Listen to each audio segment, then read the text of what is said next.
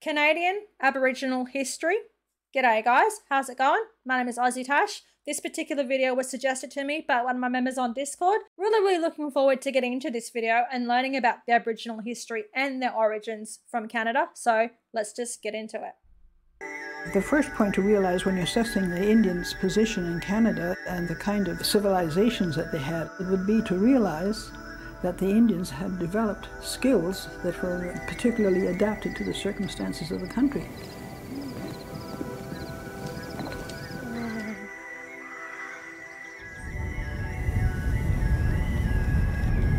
They were perfectly at home in the northern forests and knew how to get around. They didn't get lost.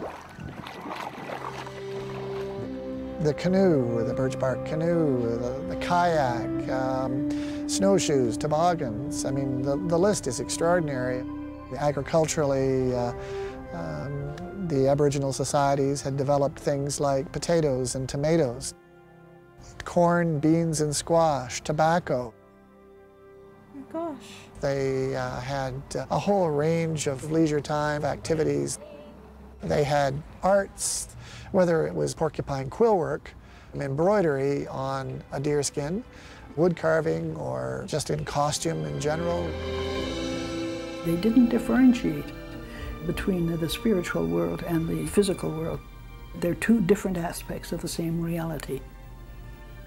And the importance of knowing that there are forces and counterforces. When you talk about Native religion, it's just a respect for all nature, the rivers,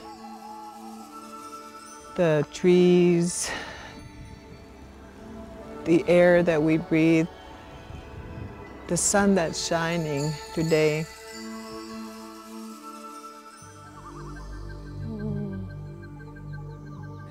We can still hold the buffalo sacred to us, and he'll always be sacred to us. We wouldn't exist if it hadn't been for our ancestors surviving off of the buffalo. The stories that carried on through the many generations still exist within our people today.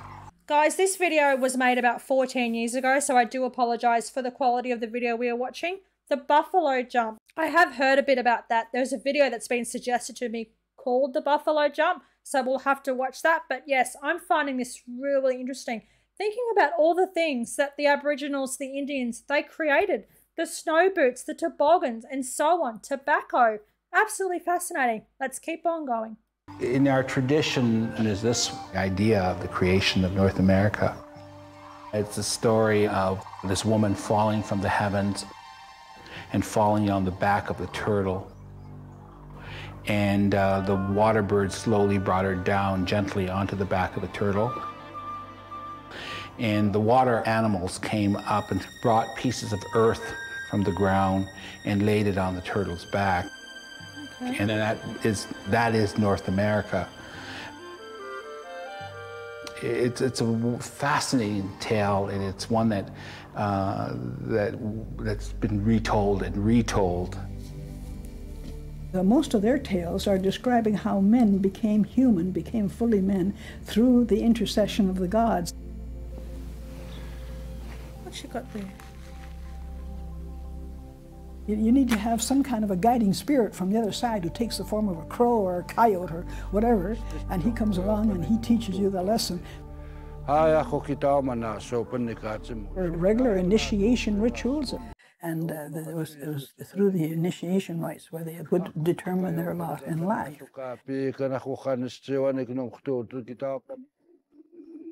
Oh, wow.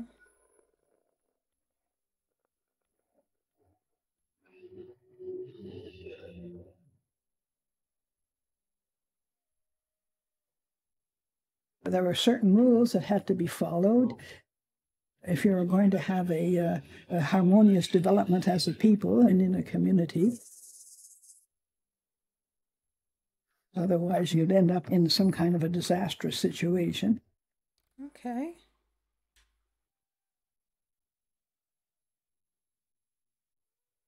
We had a matrilineal society in traditional times, Women are the teachers, women are administrators of the village.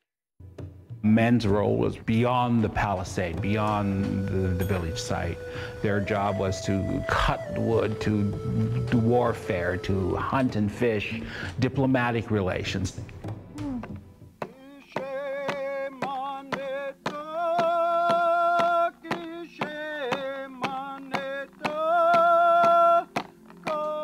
In the oral tradition, the word is of primordial importance, and the necessity of keeping your word. And you have a core of elders who are presiding over the recitals just to make sure that it is repeated exactly on from generation to generation. It seems that you have to be very, very respectful when reciting these words, and the elders will look over you and make sure you're doing it correctly. I'm taking so much in watching this video. I'm finding it absolutely fascinating. There was a museum in Ontario that replicates how things used to be with the origins of the Indians or the Aboriginals. Please, guys, jump on, leave a comment. Is it okay to call them Indians, or do you prefer Aboriginals? I'm not quite too sure. And remember, this video was made 14 years ago, so things may have changed. Let's keep on going.